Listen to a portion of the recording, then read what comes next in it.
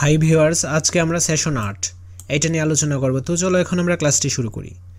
Session 8 একটি software থেকে বিভিন্ন রূপে উপস্থাপন।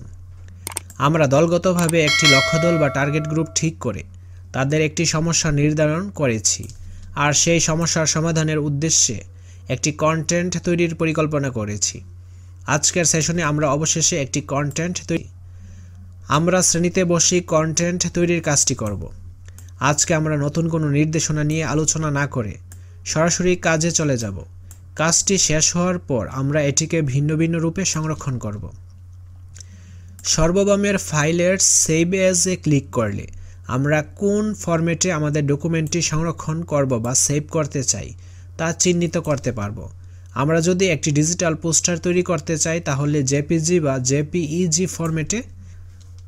তো এখানে দেখো, ফাইলে ক্লিক করে সেভ এজে ক্লিক করে আমরা কোথায় এটি সেভ করতে চাই। আমরা ধরো ডেস্কটপে সেভ করতে চাই। তারপর ফাইলের একটা নাম হবে, আমি এখানে পার্ট 1 দিচ্ছি।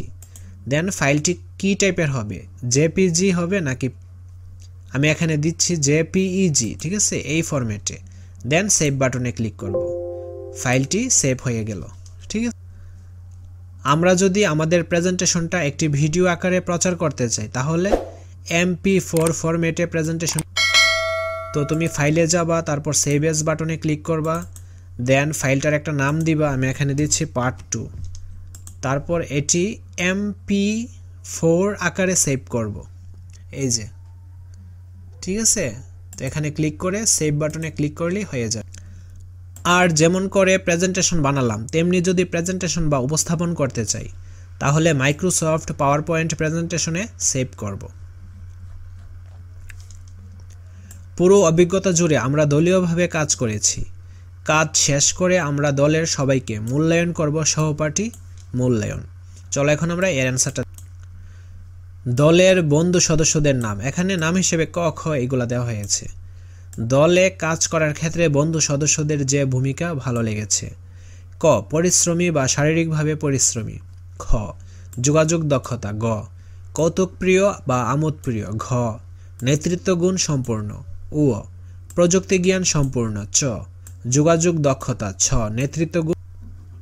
আমাদের উপস্থাপনা শেষ হলে শিক্ষকের সহায়তায় আমরা আমাদের লক্ষ্য দলের সামনে কন্টেন্টটি উপস্থাপন করব।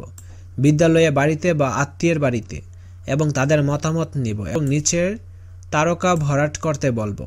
তারকার নিচে লক্ষ্য দল একটি লক্ষ্য দলের উনার সদস্য নং 1 মতামত, ভবিষ্যতে আরও সুন্দর ও গোছালোভাবে রান্না করতে পারবো। সদস্য নং 2 মতামত, রান্নায় খাবারের পুষ্টিগুণ রক্ষা করতে পারবো। 3 মতামত, রান্নায় খাবার তৈরি করতে কী উপাদান কতটুকু ব্যবহার করতে হবে তা শিখতে পেরেছি।